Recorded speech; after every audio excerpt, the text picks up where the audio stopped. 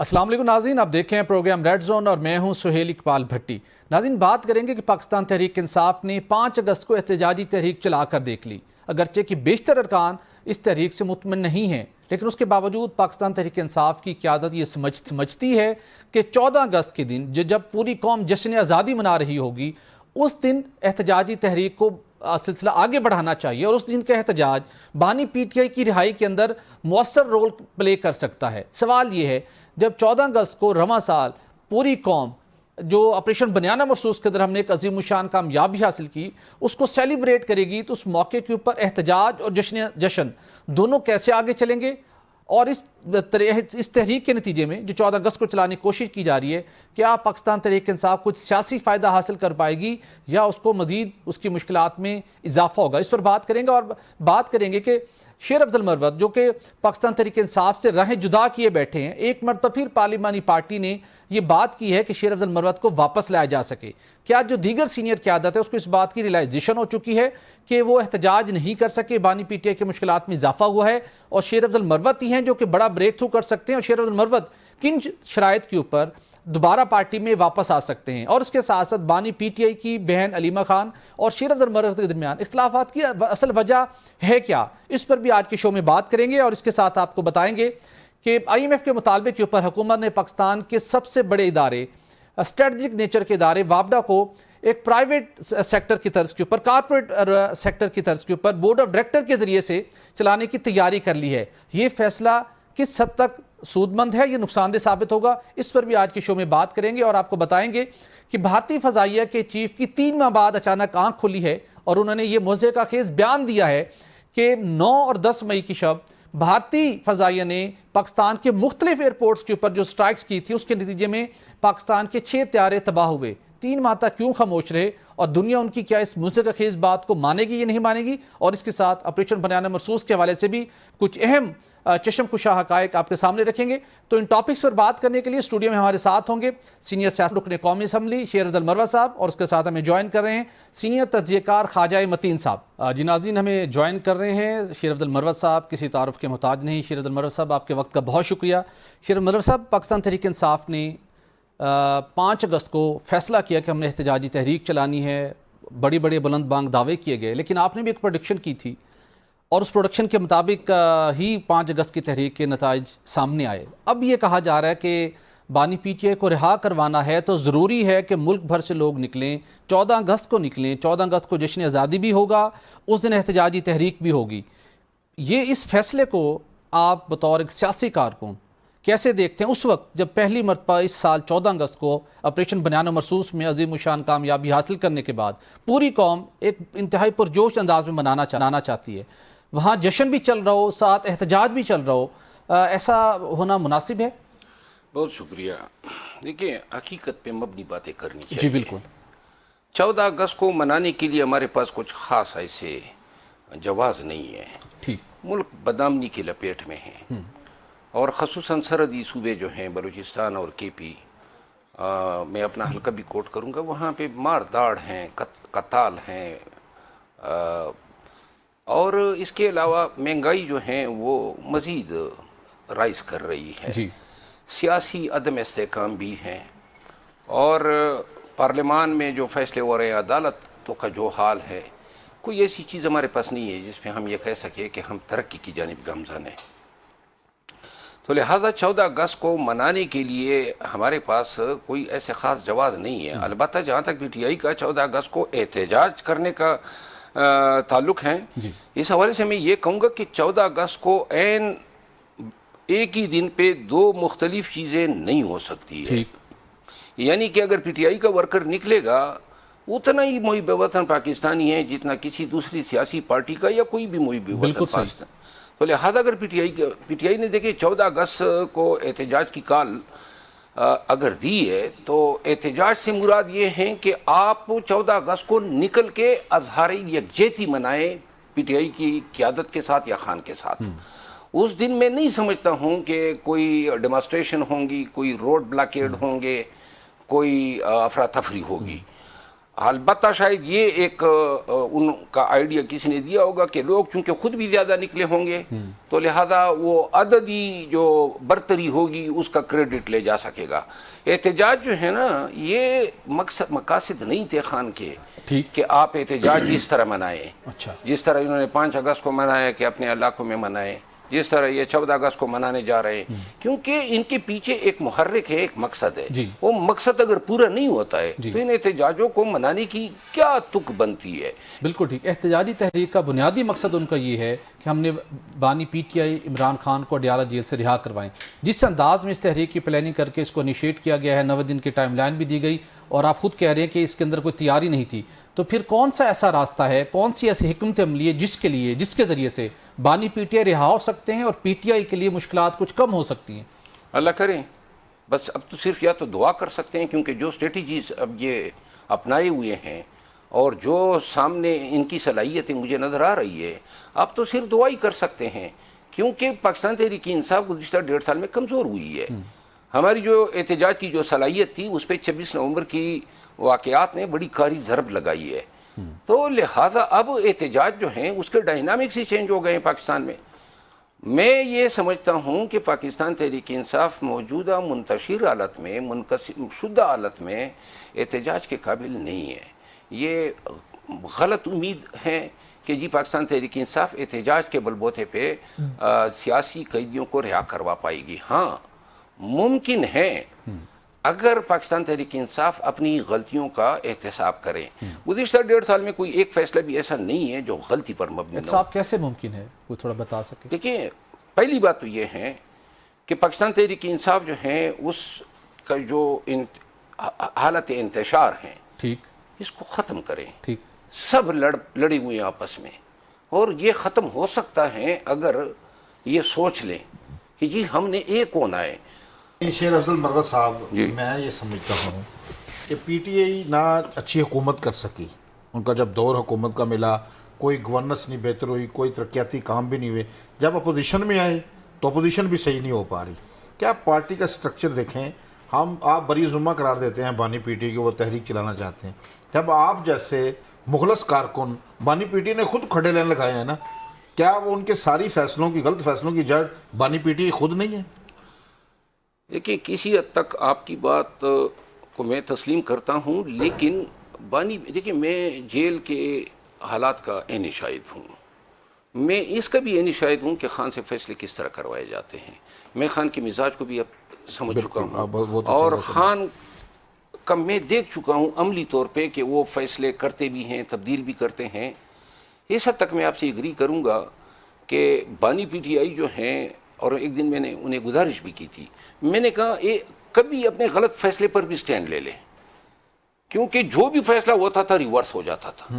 تو میں نے ایک دن انہیں گزارش کی, میں نے کہا یہ کلچر سا بن گیا ہے پارٹی میں, ہر ایک کو پتہ ہے کہ آپ فیصلہ تبدیل کر سکتے ہیں, تو لہٰذا وہ کسی نہ کسی چینل سے آپ کو اپروچ کر کے آپ اس کو ریورس کر دیتے ہیں. بالکل صحیح. تو میں نے کہا اگر کوئی غلط بھی فیصلہ ہے نا, ایک دفعہ سٹینڈ لے لو, پارٹی کو میسج چلا جائے گا کہ فیصلہ تبدیل نہیں ہوگا. بالکل درست کہا آپ نے. بانی پی ٹی آئی جو ہیں ان کے مزاج کو ان کے قریبی رفقائے کار سمجھتے ہیں, اور جو آج کل ان کی حالت ہے, جیل میں تنہائی ہے, میڈیا تک ان کی رسائی نہیں ہے, اور مخصوص 6-7 لوگ ان کے پاس جاتے ہیں, خصوصاً گزشتہ 8 ماہ میں تو ان 6-7 لوگوں کے علاوہ کوئی گیا ہی نہیں ہے. بالکل صحیح. تو لہذا وہ ایک ہی گروپ کے لوگ ہیں. ٹھیک ہے, ان کو مارجن دیتے ہیں کیونکہ وہ جیل میں ان کے پاس پوری صورتحال نہیں پہنچ رہی, حالات کا تجزیہ بھی درست نہیں کر پا رہے. لیکن یہ جو پی ٹی آئی کا ایک ہجوم اکٹھا کیا تھا, اپنے مختلف پارٹیوں سے لا کر ایک پارٹی بنائی تھی, اپوزیشن میں پیپلز پارٹی بھی رہی ہے, مسلم لیگ نون بھی رہی ہے, ان پر بھی بڑے کڑے وقت آئے ہیں. پیپلز پارٹی کے بانی کو سزائے موت دے دی گئی. کیا ہوا کہ پی ٹی آئی جب کڑا وقت آیا تو فیصلے بھی نہیں کر پا رہی, نہ کوئی تحریک چلا پا رہی ہے؟ اصل میں خان اگر باہر ہوتا تو شاید یہ حالت نہ ہوتی. میں یہ تسلیم کرتا ہوں کہ بحیثیت اپوزیشن جماعت 8 فروری کے بعد سے لے کر آج تک ہم نہ پی ٹی آئی کے توقعات پہ پورا اتر سکے, نہ قوم کے توقعات پہ پورا اتر سکے. اور اس کی بنیادی وجہ یہ ہے کہ خان کے نام پہ بہت سارے باسز ہیں, ہر ایک اپنی منمانی کرتا ہے. تو لہذا قیادت, دیکھیں سوشل میڈیا علیحدہ ایک باس بنا ہوا ہے, پھر آج کل تو محترمہ علیمہ خانم ہے, ہاں وہ اس کے بعد سلمان اکرم راجہ صاحب کی آج کی آپ نے گفتگو سنی ہوگی، جو MNAs کے حوالے سے جو زبان استعمال کرتا ہے، اور اس کے علاوہ جو بھی خان کے آج کل رسائی رکھتا ہے وہ حضرت یا خاتون جو ہیں، وہ اب مثال کے طور پہ 5 اگست کو فیصلہ ہوا کہ تمام MNAs نے اپنے حلقوں میں احتجاج کرنے ہیں۔ بالکل ایسا۔ اب یہ فیصلہ سلمان اکرم راجہ صاحب نے کہا کہ نہیں، آپ لوگوں نے میرے ساتھ اڈیالہ جیل جانا ہے، تو اپنے حلقوں کو چھوڑ کے کچھ MNAs آ گئے۔ بھئی کوئی یکسانیت ہوتی ہے، پارٹی کا ایک فیصلہ ہوتا ہے، یہاں پہ تو پارلیمانی پارٹی کا اجلاس ہو ہاتھا پائیوں تک آ جاتی ہے نوبت، کور کمیٹی کے اجلاس میں گالم گلوچ، پولیٹیکل، یہ کیا ہو رہا ہے؟ اور جب تک کلیئر کٹ مینڈیٹ جو کابینہ خان کی ہے بشمول سلمان اکرم راجہ کے اور بشمول بیرسٹر گور صاحب کے، جب تک آپ کل اختیار ان کو نہیں دے دیتے ہیں کہ آپ فیصلے کریں اور فیصلوں سے تمام کمیٹیز کو آگاہ کر کے، جب تک یہ نہیں ہوگا اور یکسانیت نہیں ہوگی اور تسلسل نہیں ہوگا، یہ ایک گھس گیا، اس نے اپنی منمانی کرا دی، دوسرے نے اپنی، لہذا ایک ہم ڈس آرڈر، بالکل ایسا ہے، خرابی رہے گی، انتشار رہے گا۔ پارلیمانی پارٹی چاہتی ہے، انہوں نے سنا کہ اشیر افضل مروت کو واپس آنا چاہیے، سلمان اکرم راجہ نے اگلے دن ان کی اسٹیٹمنٹ آ گئی، اور جن کی رسائی ہے عمران خان صاحب تک، پھر وہاں سے تو کانسرٹ نہیں آ پائے گی، پھر شیر افضل مروت کی کیسے واپسی ہوگی؟ اور جو حالات پہنچ چکے ہیں، اگر بانی PTI کی طرف سے کانسرٹ آ جاتی ہے تو ان حالات کے اندر جہاں پہ گالی گلوچ کا کلچر ہے، ہاتھا پائی تک کا کلچر ہے، بلی کرنے کا کلچر ہے، آپ واپس آنا پسند کریں گے؟ دیکھیں، پاکستان تحریک انصاف کے ورکرز کے لیے آپ کی سوال کے جواب میں میرا یہ پیغام ہے کہ جب 26ویں آئینی ترمیم ہو رہی تھی تو اربوں روپے تقسیم ہو رہے تھے، جی بالکل، وزارتوں کی بھی پیشکش ہو رہی تھی، بالکل، میں بھی اس کو اویل کر کے، کیونکہ پارٹی میں تو مجھے دھتکارا جا رہا ہے، بے توقیر ہوا ہوں، گالم گلوچ PTI سوشل میڈیا 9 ماہ سے میری کر رہی ہے، تو میرے لیے تو اخلاقاً بھی جواز تھا کہ آپ نے خود نکالا ہوا ہے، تو لہٰذا میرا جدھر منہ نکل سکتا تھا میں جا سکتا تھا، لیکن میں یہ سمجھتا ہوں کہ یہ شاید میرے وقار یا شان کے منافی ہوا تھا کہ میں اس پیسے کے خاطر یا وزارت کے خاطر جو ہیں خان کو اس حالت میں چھوڑ دیتا، اس لیے آپ کے چاہنے والے بھی کم نہیں ہوئے، آپ کے فالوئنگ انٹیکٹ رہی، اور آج اگر میں پھر بھی 3 دفعہ نکالے جانے کے باوجود، 1 سال کے گالم گلوچ کے باوجود بھی اگر یہ خواہش رکھتا ہوں کہ احتجاج کروں، صرف احتجاج کی حد تک خواہش رکھتا ہوں، مجھے کوئی ان کا نیکی اور احسان قبول نہیں ہے، نہ مجھے PTI سے کوئی احسان درکار ہے، نہ مجھے کسی پارٹی کی ضرورت ہے، یہ میں اعلان کہتا ہوں PTI کہ میں نے پارلیمانی پارٹی کو کہا، میں نے کہا مجھے آپ کی کیا ضرورت ہے، آپ نے 3 دفعہ مجھے نکال دیا، سوشل میڈیا کہہ رہا ہے کہ جی خان نے استعمال کر کے جو ہے پھینک دیا، چلیں جی استعمال کر کے پھینک دیا، لیکن میری اخلاقیات کا تقاضا ہے کہ وہ شخص بے گناہ ہے، اس کے لیے کم از کم ایک موقع دے دے کہ ہم اس کو کم از کم رہا، میں مئی 2024 تک ان کو رہا کر چکا ہوتا اگر یہ لوگ میرے پاؤں نہ کاٹتے۔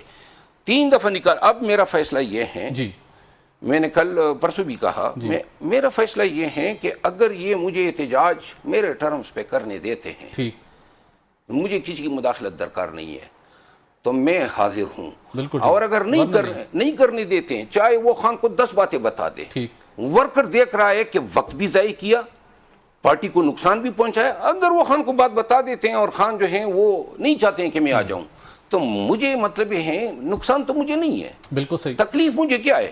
ہاں البتہ یہ 8 ماہ سے جب سے انہوں نے مجھے نکالا ہے میری تکلیفیں رفع ہو گئی ہے، نہ پرچے ہو رہے ہیں، باہر جاتا تھا ECL میں نام ہوتا تھا، بیرون ملک دورے ہو گئے۔ اس کے علاوہ ایک اور اہم بات وہ یہ ہے کہ میں نے تو 9 مئی کے بعد جو زبان نون کی قیادت کے لیے استعمال کی تھی، پیپل پارٹی کے لیے، مولانا کے لیے، الیکشن کمیشن کے لیے، عدالتوں کے لیے، صرف PTI کے لیے استعمال کی تھی نا، کیونکہ PTI ان کو فائدہ پہنچانے اب کے لیے۔ ایک چیز میں بتا دوں، وہ یہ ہوا کہ PTI نے جب سے نکالا ہے، یہ جو نون کے لوگ ہیں، میں حیران ہو گیا ہوں، اتنے احترام سے ملتے ہیں پیپل پارٹی کے لوگ اور تمام پارٹیوں کے لوگ، یعنی کہ مجھے خود بعض اوقات شرم آ جاتی ہے کہ یار میں نے ان کے ساتھ کیا زبان استعمال کی۔ اس بات کا ادراک آپ نے کر لیا ہے کہ جو گالم گلوچ کا کلچر ہے، کسی کی تضحیک کرنا، چور ڈاکو، اس پہ آپ شرمندگی محسوس کرتے ہیں؟ نہیں، گالم گلوچ تو میں نے کبھی کی ہی نہیں ہے، میں نے جو سخت زبان کہہ رہے ہیں، دیکھیں تضحیک کی ہے، ہاں تضحیک کی ہے نا، تضحیک گالم گلوچ نہیں کی ہے، دیکھیں وہ سیاست میں یہ ادراک ہو گیا ہے، دیکھیں جس پارٹی کے لیے میں نے کی ہے وہ پارٹی اب میرے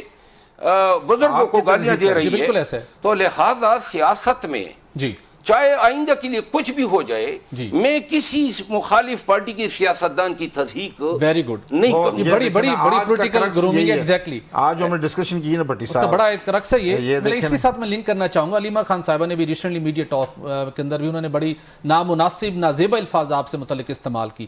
آپ کو کہتے ہیں کہ آپ کا اسٹیبلشمنٹ کے ساتھ تعلق ہے, جبکہ آپ کہتے ہیں کہ علیمہ خان صاحبہ کا تعلق اسٹیبلشمنٹ کی مارک کے اوپر کام کر رہی ہیں. آپ کے پاس کیا اس کی جسٹیفیکیشن ہے؟ دیکھیں, میرا خان کی بہن کے ساتھ کیا جھگڑا ہو سکتا ہے, میرا امید خان ایڈوکیٹ کے ساتھ کیا جھگڑا تھا, رؤوف حسن کے ساتھ کیا جھگڑا تھا, شبلی فراز کے ساتھ کیا تھا. کوئی ایک ان سے پوچھ لینا علیمہ خان سے میرا کہاں پہ راستہ جو ہے کراس ہوتا ہے. میرا کیا, یہ وہ خان کی بہن ہے, بالکل میرا اس سے لیکن یہ لوگ انہوں نے یک بعد دیگر میرے خلاف بیانات دیے. میرا قصور صرف اتنا تھا کہ 9 مئی کے بعد سے لے کر 8 فروری تک مجھے تو علم نہیں تھا نا کہ اس جدوجہد, تکلیف اور یہ احتجاج کے کمپین اور کنونشن کرنے پر لوگوں میں مجھے قبولیت ملے گی. جب 8 فروری کے بعد جلسے شروع ہوئے اور یہ لوگ باہر نکل آئے تو پنڈال سے میرے نام کے نعرے ہوتے تھے. یہ وہ وہی چیزیں ہیں کہ جو کسی کو ہضم نہیں ہو رہی ہے. آپ کی مقبولیت تو 3 دفعہ انہوں نے مجھے نکالا ہے. جب دیکھیں میں پی ٹی آئی کا واحد بندہ ہوں جس کو ایک دفعہ خان نے نکالا ہے, وہ دوبارہ نہیں آیا ہے. لیکن ورکر کے ڈیمانڈ پہ میں دوسری دفعہ آیا. آج بھی پی ٹی آئی کا ورکر میرے ساتھ کھڑا ہے. بالکل. اب اس کو زائل کرنے کے لیے انہوں نے سوشل میڈیا میرے پیچھے لگا دیا کہ جی اس کو 8 فروری سے پہلے ساری دنیا اس بات کی جائے, خوف کا بت توڑا ہی آپ نے, نکلے ہی آپ باہر ہیں, لوگ آپ کے ساتھ لاکھوں لوگ نکلے ہیں. اس کو تو یہ تو فیکٹ ہے نا, ہسٹری ہے, اب اس کو کوئی چینج نہیں کر سکتا. یہ اس چینج نہیں کر سکتے. اور جو لاکھوں ورکر میرے ساتھ نکلے تھے ہر ضلع سے, ہر صوبے سے, اور جنہوں نے میرے ساتھ مار کھائی تھی, وہ مجھے نہیں چھوڑ رہا ہے. اب 3 دفعہ نکالے جانے کے بعد یہ کہتے تھے کہ یار اس کا کس طرح اثر ختم کرے, تو انہوں نے سوشل میڈیا کو پیچھے چھوڑ دیا کہ اس کی کردار کشی کرو, اسٹیبلشمنٹ کا بتاؤ, فلاں بتاؤ. تو 10 ماہ سے انہوں نے جو ہیں, آج بھی کسی ایک ٹویٹر پہ کسی نے ایک جیلی خبر لگائی اور کچھ نہیں مل جاتا ہے, تو 10 ماہ سے انہوں نے میرے کردار کشی کی. الحمدللہ اگر آپ ٹک ٹاک بھی دیکھیں, کوئی سوشل میڈیا, فیس بک, آج بھی پی ٹی آئی کا ورکر جو ہیں, ایون علیمہ خانم اور میرے بیانات کے وہ دیکھ رہے ہیں کہ علیمہ خانم کیا لینگویج میرے لیے استعمال کر رہی ہے. بالکل ایسا ہے. کیوں استعمال کر رہی ہے؟ محترمہ آپ کے ساتھ میرا کیا تعلق ہے؟ آپ خان کی بہن ہے, آپ کہتی ہیں میں غیر سیاسی ہوں, تو لہذا اپنے کام سے کام رکھیں. بالکل ٹھیک, بالکل ٹھیک. ناظرین, شیر افضل مروت صاحب نے آج کے شو میں جو پولیٹیکل وزڈم کا مظاہرہ کر رہے ہیں, یہی وہ ایک راستہ ہے جہاں سے پاکستان تحریک انصاف کا بہتری کا سفر شروع ہو سکتا ہے. اگر بہتری کا نہیں, اگر اسی فلسفی کے اوپر عمل کرتے ہوئے اور جس طریقے سے بانی پی ٹی آئی کی مشکلات کم کرنے کے لیے شیر افضل مروت صاحب ایک روڈ میپ دے رہے ہیں, اس کے اوپر یہ گامزن ہوتے ہیں تو ان کی مشکلات ضرور کم ہو سکتی ہیں. ناظرین, یہاں پر ایک بریک لیں گے اور بریک کے بعد گفتگو کا سلسلہ جاری رکھیں گے. ہمارے ساتھ رہیے گا. Welcome back. ناظرین, وفاقی حکومت آئی ایم ایف کے مطالبے پر بہت سے اقدامات کر رہی ہے. گڈ گورننس کے نام کے اوپر مختلف کمپنیوں کی نجکاری اور کچھ کمپنیوں کے ریسٹرکشن پر بھی کام جاری ہے. لیکن آپ سن کر حیران ہوں گے کہ واپٹا, یہ ان کی water and power development authority, جس کا قیام 1958 میں عمل میں آیا, جس کا پاکستان کی معیشت, پاکستان کی سماجی اور معاشی ترقی کے اندر بڑا کلیدی کردار ہے, جس کے اندر ڈیمز کی تعمیر کی ہم بات کریں, شہروں اور دیہاتوں تک بجلی کی تقسیم اور ترسیل کی بات کریں, تو طویل عرصے تک, کئی دہائیوں تک واپڈا یہ خدمات سر انجام دیتا رہا. آج 2 کروڑ ملین ایکڑ فٹڈ سے زائد واٹر سٹوریجز ہیں. تربیلا ڈیم, منگلا ڈیم ہمارے پاس موجود ہیں, اور اس کے ساتھ کئی نئے منصوبوں پر بھی کام جاری ہے. تو واپڈا نے جہاں اربوں یونٹ سستی بجلی نیشنل گریڈ میں شامل کی, اور آج بھی جب ہم مہنگی بجلی کا بوجھ اٹھائے ہوئے گرچہ قرضے کا سامنا کر رہے ہیں, تو جو ہمیں سروائیو کر رہے ہیں جس وجہ سے ہمارا پاور سیکٹر, اس کے اندر بنیادی رول سستی ماحول دوست بجلی کا رول ہے, جو کہ واپڈا پیدا کر رہا ہے. واپڈا نے قومی خزانے کے اندر اربوں روپے کے ٹیکس جمع کروائے, ملک کے اندر صنعتی پہیوں کو چلانے کے اندر واپڈا نے امپورٹنٹ رول پلے کیا. یہ ایک مخصوص واپڈا کے سٹرکچر کے تحت سب کچھ ممکن ہوا. تاہم عالمی مالیاتی اداروں کے مطالبے اور دباؤ کے اوپر پھر ہم نے واپڈا کی انبنڈلنگ کا فیصلہ شروع کیا, جس کے نتیجے میں بجلی کی تقسیم کار کمپنیاں بنی, سینٹرل پاور پرچیزنگ ایجنسیز بنی, اربوں روپے کے بجلی چوری کا سلسلہ جاری رہا, گورننس ہماری بہتر نہ ہو سکی, اور اب ہم انہی کمپنیوں کی نجکاری کی کوشش کر رہے ہیں. سن 95 کے بعد سے کوششوں کا سلسلہ جاری ہے, خرابیاں بھی وہاں پر نہیں رک سکیں, لیکن واپڈا اس کے باوجود 8 से 9 नए मंसूबे शुरू कर चुका है, जिसके अंदर द्यामीर भाषा डैम है, जिसकी पैदावारी बिजली की पैदावारी सलाहियत 4500 मेगावाट है, 8.1 मिलियन एक्रे फीट पानी स्टोर करेगा। नई गाय डैम पर काम जारी है, मोहम्मद डैम पर काम जारी है, कुरम तंगी dam, Dasu hydro power project, Tarbela 5th extension hydro power का प्रोजेक्ट, उसके साथ हारपो हाइड्रो पावर प्रोजेक्ट। कहने का मकसद ये है कि इसी गवर्नेंस के स्ट्रक्चर के अंदर रहते हुए वापडा मुसलसल नए मंसूबे, पानी के ज़ख़ीरे में इजाफा और सस्ती पन बिजली की पैदावार में इजाफा कर रहा है। तो फिर सवाल ये है कि हुकूमत क्यों वापडा को एक कारपोरेट कंपनी के तर्ज के ऊपर उसकी रिस्ट्रक्चरिंग करना चाहती है? क्यों हुकूमत वहाँ पर एक बोर्ड ऑफ डायरेक्टर का निज़ाम लाना चाहती है? क्यों हुकूमत वहाँ पर एक MD मैनेजिंग डायरेक्टर अपॉइंट करना चाहती है? इसकी ज़रूरत वाकई है या नहीं? इस पर बात करने के लिए हमारे साथ स्टूडियो में मौजूद हैं तज्ज़ियेकार हैं, तवानाई के शोबे के ऊपर काफ़ी दस्तरस रखते हैं, सैयद खालिद मुस्तफ़ा साहब। खालिद साहब, आपका बहुत शुक्रिया। खालिद साहब, आपने इस मामले के ऊपर काफ़ी काम किया। वापडा की मैंने एक बहुत मुख्तसर टाइम के अंदर उसकी थोड़ी हिस्ट्री बताई। वापडा की कंट्रीब्यूशन ओवरऑल बहुत ज़्यादा है। क्या वजह है कि हुकूमत चाहती है कि इसको हमने एक प्राइवेट लिमिटेड कंपनी के पैटर्न पर चलाना है? ये क्यों ज़रूरत पेश आ रही है? क्या वाकई जो मौजूदा गवर्नेंस का सिस्टम है वापडा का, वो हेल्पफुल नहीं रहा, वो नुकसान में जा रहा है? बड़ी साहब, बहुत बहुत शुक्रिया, आपने अपने प्रोग्राम में मुझे बुलाया और ये बड़ा इम्पॉर्टेंट जो है टॉपिक है और इस पे काफ़ी जो मुख्तलिफ जो हमारे पावरफुल सर्कल्स हैं उनको भी इस पे काफ़ी ज़्यादा एप्रीहेंशंस हैं कि गवर्नमेंट जो है वापडा अथॉरिटी के स्ट्रक्चर को क्यों चेंज करना चाह रही है और इस पे कारपोरेट जो कल्चर है वो क्यों इंट्रोड्यूस करवाना चाह रही है। उसकी मेन वजह यह है कि जब भी IMF के साथ हमने लोन जो है वो साइन किया था तो उसमें हमारे जो फाइनेंशियल मैनेजर्स थे, या आप कह सकते हैं कि फाइनेंस मिनिस्ट्री के जो कर्ता धर्ता थे, उन्होंने उनको अंडरटेकिंग दी थी कि हम SOE एक्ट के तहत तमाम जो कंपनीज़ हैं उनको लेके आएंगे। और एक्चुअली ये था लॉस मेकिंग एंटिटीज़ के हवाले से बात थी। लेकिन इन्होंने जो प्रॉफिट मेकिंग एंटिटीज़ हैं या नो प्रॉफिट जो हमारी ऑर्गेनाइजेशंस हैं उनको भी इसमें शामिल कर दिया। लेकिन ये था कि जो हमारे डिफेंस रिलेटेड जितनी भी हमारी कंपनीज थी, उसमें हैवी इंडस्ट्रीज कम्प्लेक्स है, जैसे पाकिस्तान ऑर्डिनेंस फैक्ट्री है या एरोनॉटिकल जो कम्प्लेक्स है हमारा, इनको बरी ज़िम्मा करार दे दिया गया, एग्जेम्पशन दे दी गई SOE एक्ट से। लेकिन ये है कि ये जो वापडा है हमारा, ये भी डिफेंस पॉइंट ऑफ व्यू से और स्ट्रेटेजिक पॉइंट ऑफ व्यू से ये भी उतनी अहमियत का हामिल है जितनी हमारी दूसरी जो डिफेंस के रिलेटेड जितनी भी हमारी कंपनीज हैं। सैयद खालिद मुस्तफ़ा साहब, आपकी बात से मैं एग्री करता हूँ कि वाटर रिजर्व्स जो हैं वो वापडा के अंडर हैं, लेकिन जब कंपनी बन जाएगी तो वो भी उसके अंडर चले जाएंगे। असल ये बताएं, एक तो दफ़ाई नुक्ता नज़र से ये बहुत अहमियत का हामिल है, ये बिल्कुल रियासत के नीचे रहना चाहिए, बिल्कुल उसी तरह चलना चाहिए, क्योंकि बिल्कुल आपने बताया पानी भी, बिजली भी और पानी खुराक के लिए ज़रूरी है। बल्कि हमने तो फूड सिक्योरिटी की मिनिस्ट्री बना दी है ना, फूड सिक्योरिटी के साथ रिलेट हो गया है। अब ये बताइए कि अगर ये कंपनी बन जाती है तो क्या, एक तो दफ़ाई नुक्ता नज़र के वाले से आपने कहा है, लेकिन अगर कंपनी ही उसे चला ले, कंपनी बनने का मतलब ये है कि ये अदारा प्राइवेट हो जाएगा, इसे प्राइवेट लोग चलाएंगे? ये नाज़रीन को साफ लफ्ज़ों में बताइए। बहुत बहुत शुक्रिया, बड़ा अच्छा क्वेश्चन है आपका।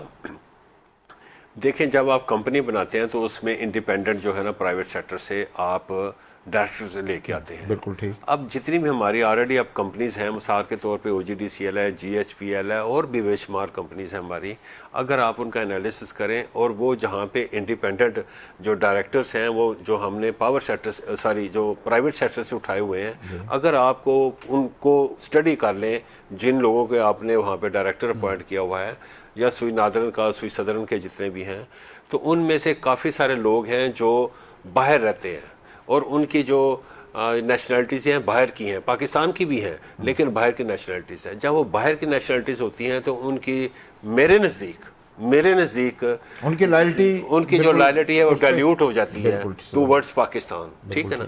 लेकिन जो वापडा है, वापडा स्ट्रेटेजिक एक हमारा अदारा जैसे बाकी आपने स्ट्रेटेजिक अदारों को एग्जेम्प्ट किया है, तो इसको भी करना चाहिए।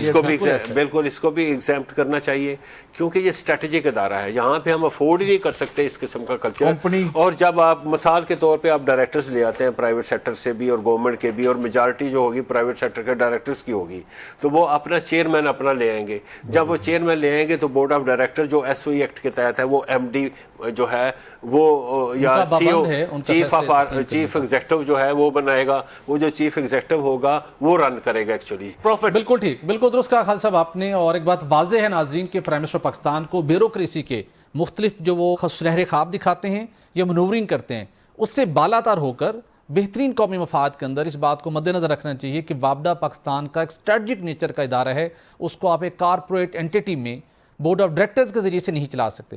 ناظرین یہاں پر ایک بریک لیں گے اور بریک کے بعد بات کریں گے آپریشن بنیانہ مرصوص سے متعلق. ہمارے ساتھ رہیے گا. ویلکم بیک ناظرین. آپریشن بنیانہ مرصوص field general martial Syed Asim Munir اور پاکستانی فتح کی داستان ہے. لیکن آپ سن کر حیران ہوں گے, آج اچانک بھارتی فضائیہ کے سربراہ کی ایک بیان سامنے آیا جس میں انہوں نے انکشاف کیا کہ بھارت کو اب پتہ چلا ہے کہ جب بھارت نے مئی میں 6 اور 7 مئی کو اور 9 مئی کو جب پاکستان میں اس نے اپنے مذموم مقاصد کے حصول کے لیے حملے کرنا شروع کیے, تو 9 مئی کی شب مختلف جو پاکستان کے ایئرپورٹ سے وہاں پر اس نے جو سٹرائکس کی, اس نے اب دعویٰ کیا ہے کہ اب ان کو پتہ چلا ہے کہ وہاں پر پاک فضائیہ کے 6 طیارے بھی انہوں نے تباہ کر دیے تھے. بڑا ایک حیران کن اور مضحکہ خیز ان کا بیان سامنے آیا کہ 3 ماہ بعد اچانک بھارتی فضائیہ کے سربراہ کی آنکھ کھلی, اور بالخصوص اس وقت جب ان کی اپنی مختلف ان کے افواج کے سربراہان, ان کے ترجمان اس بات کی اعتراف کر چکے تھے کہ پاکستان کے شہینوں نے, افواج پاکستان نے کس طریقے کے ساتھ دشمن کو 9 اور 10 مئی کی شب ناقابل تلافی نقصان پہنچایا تھا. اس پر بھی آگے چل کے بات کریں گے. لیکن جب آپریشن بنیانہ مرصوص جب یہ شروع ہوا اور پاکستان کو جو عظیم فتح حاصل ہوئی, جس کے اندر فیلڈ مارشل سید عاصم منیر کی جو حکمت عملی, جو وزڈم اور جو اپروچ تھی, کس طریقے کے ساتھ جو اسلامی قوانین کے مطابق بھی اور دنیا کے علوم کے مطابق بھی, دنیا کے جدید قوانین کے مطابق بھی پاکستان نے خوبصورت انداز میں جس جنگ کو ڈیزائن کیا کہ کس وقت کہ بلا وجہ اٹیک نہیں کرنا, کسی ایسی جگہ کو نشانہ نہیں بنانا جہاں پر معصوم بچے یا سویلین آبادی یا معصوم لوگ مارے جائیں, اور کس طرح کیلکولیٹڈ سٹرائک کرنا ہے کہ دنیا بھی اس کی آپ کی موترف ہو, بڑے بڑے وار ایکسپرٹ بھی آپ کی تعریف کیے بغیر نہ رہ سکیں. تو اس سارے معاملے کے اوپر جیسے ہی پاکستان نے عظیم فتح حاصل کی, تو اس کے کچھ ہی تقریباً 3 ہفتوں کے بعد ایک بک شائع کی قیصر باز صابر صاحب نے, جو پاکستان کے مایہ ناز مصنف ہیں, جنہوں نے 20 سے زائد سفر نامے لکھے ہیں, سیاست پر 7 کتابیں لکھی ہیں, 2 ناول لکھ چکے ہیں, اور سیاسی تجزیے بھی اکثر بیشتر آپ ان کے پڑھتے اور سنتے رہتے ہوں گے. انہوں نے یہ کتاب لکھی, سب سے پہلی کتاب جو پاکستان میں شائع ہوئی 3 ہفتوں کے بعد, بنیانہ مرصوص کے نام سے. تو اس کے مصنف قیصر باز صابر کو ہم نے دعوت دی, آج ہمارے ساتھ اسٹوڈیو میں موجود ہے. قیصر صاحب آپ کا بہت شکریہ. آپ بہت شاندار انداز میں آپ تجزیہ بھی کرتے ہیں, اپنی رائے بھی دیتے ہیں, اور حقائق کو تحریر کی شکل میں لے کے آتے ہیں. اچانک اتنے شارٹسٹ ٹائم کے اندر آپ کو آپریشن بنیانہ مرصوص سے متعلق اسی عنوان سے کتاب لکھنے کا خیال کیسے آیا, اور کیا آپ نے کس حکمت عملی کا اس کے اندر جائزہ لیا, جنگی لحاظ سے بھی اور اس کے ساتھ ساتھ ایک افواج پاکستان کے سپہ سالار کے پوائنٹ آف ویو سے بھی؟ میں بنیادی طور پہ مصنف ہوں, اور مصنف مشاہدہ کرتا ہے اور مشاہدے سے جو نتائج اخذ ہوتے ہیں وہ لکھتا ہے. میں وادیوں پہ لکھتا ہوں, سفر نامہ لکھتا ہوں, ناول بھی ایک طرح کا مشاہدہ ہوتا ہے. تو اس وقت جو کچھ بیت رہی تھی, جو آرڈر آف ڈے چل رہا تھا, وہ جنگ تھی. باولپور میں احمد پور شرکیہ اور حملے ہو چکے تھے, اور بزدل دشمن نے ایک مخصوص جگہ کو نشانہ بنایا, بچے شہید ہوئے, خواتین شہید ہوئیں, حالانکہ جنگوں میں ایسا ہوتا نہیں ہے. تو میں نے سفر نامہ رکھ دیا اور میں نے اس پہ لکھنا شروع کر دیا. اور اس پہ لکھنا اس لیے بھی ضروری تھا کہ اس کو ریکارڈ کا حصہ بننا چاہیے, کیونکہ ہم اس دور کے مورخ ہیں, اس دور کو دیکھ رہے ہیں, اس جنگ کو ہم نے دیکھا. میری رہائش بھی کنٹونمنٹ کے علاقے میں تھی, آوازیں بھی ہم سنتے تھے. بہاولپور جب پہلا حملہ ہوا تو وہاں ریسکیو 1122 پہ بھی ہمارے لوگ, ہمارے اپنے قریبی دوست موجود تھے, انہوں نے بھی صورتحال بتائی. تو یہ تب سے میں نے لکھنا شروع کر دیا. لیکن اس کا شائع ہونا وہ افضال احمد صاحب نے کیا. انہوں نے کہا کہ اس پہ کتاب آنی چاہیے, تو میں نے کہا بھی ٹھیک ہے, میں لکھ رہا ہوں, اور اس کو ترتیب دینا ہے وہ میں دے دیتا ہوں. بالکل ٹھیک. کیسا یہ ضرور بتائیے گا کہ آپ نے اپنی اس بک کے اندر جس میں ڈسکرائب کیا ہے field general martial Syed Asim Munir کو کہ حافظ قرآن ہونے کے ساتھ ساتھ ماسٹر آف فلسفی بھی ہیں, یہ کس تھوڑا سا ایکسپلین کریں ہمارے ویورز کو کہ کس اینگل سے آپ نے ان کی شخصیت کو آپ نے ڈسکرائب کیا؟ دیکھیں وہ ہیں بالکل ایم فل تو انہوں نے کیا ہوا ہے, اور پھر وہ صرف ایم فل کرنا کچھ نہیں ہوتا, وہ اپنے فیصلوں میں نظر بھی آنا چاہیے. تو ان کا تحمل اور دشمن کو سن کے پہلے خاموش رہنا اور پھر حکمت عملی کے ساتھ اس کا جواب دینا، یہ اس سے بڑا ماسٹر آف فلاسفی کوئی نہیں ہو سکتا۔ بالکل ٹھیک۔ آپ عالمی کچھ میڈیا میں بھی آپ لکھتے ہیں اور آپ کا انٹریکشن بھی رہتا ہے، آپ نے اپنی کتاب کے اندر جس گہرے انداز میں اپنا مشاہدہ پیش کیا، عالمی میڈیا نے بھی اس کو پاکستان کے اس آپریشن کے بعد پاکستان کی عسکری قیادت کو، سویلین کو، پاکستان کے اوورآل انیشیٹو کو دنیا نے سراہا، ابھی تک سراہ رہی ہے۔ اور بھی ریسنٹلی گزشتہ روز جو بلومبرگ کا ایک بڑا آرٹیکل آیا، اس نے پورا معاملہ بہت تفصیل کے ساتھ بیان کیا ہے۔ جو بھارتی فضائیہ کا آج ایک بیان آیا ہے، مضحکہ خیز بیان، مطلب انبلیویبل، کہ اس کو 3 مہینے کے بعد یاد آیا ہے کہ مختلف ایئرپورٹس پر جو انہوں نے سٹرائکس کی تھیں اس کے نتیجے میں پاک فضائیہ کے 6 طیارے تباہ ہوئے ہیں۔ اس سے پہلے وہ اپنا نقصان مانتے رہے ہیں، وہ کہتے رہے ہیں کہ جب جنگ ہوتی ہے تو نقصان ہوتا ہے، مزید ڈیٹیل میں نہ جائیں۔ اور صوفیہ قریشی نے جو سٹیٹمنٹ دی اس کا مقصد کچھ اور تھا، اس کو لانچ کرنے کا، بعد میں اسی کے خلاف وہاں پر بیانات آئے۔ تو بھارتی فضائیہ کی سٹیٹمنٹ کو کس طرح دیکھ رہے ہیں؟ کیا اس سٹیج کے اوپر ان کے یہ بیان آنا کہ پاکستان کے 6 طیارے تباہ کیے ہیں، اور پاکستان نے اوپنلی پیشکش کی ہے، وزیر دفاع خواجہ آصف نے اس کو بڑا واضح رد عمل دیا ہے کہ کسی عالمی ادارے کو رجوع کر کے ان سے چیک کروا لیتے ہیں، اگرچہ کہ بھارت اس طرف نہیں آئے گا، تو بھارتی فضائیہ کی سٹیٹمنٹ کو اور صوفیہ قریشی کے ساتھ جو کچھ انہوں نے کیا اس کو کس نگاہ سے دیکھتے ہیں؟ دیکھیں، اس میں صوفیہ قریشی پر تو سب سے پہلی تنقید وہاں کے ایک فیڈرل منسٹر نے کی تھی۔ انہوں نے کہا تھا کہ یہ مسلمانوں کی بہن ہے، لہذا یہ دہشت گردوں کے ساتھ ملی ہوئی ہے۔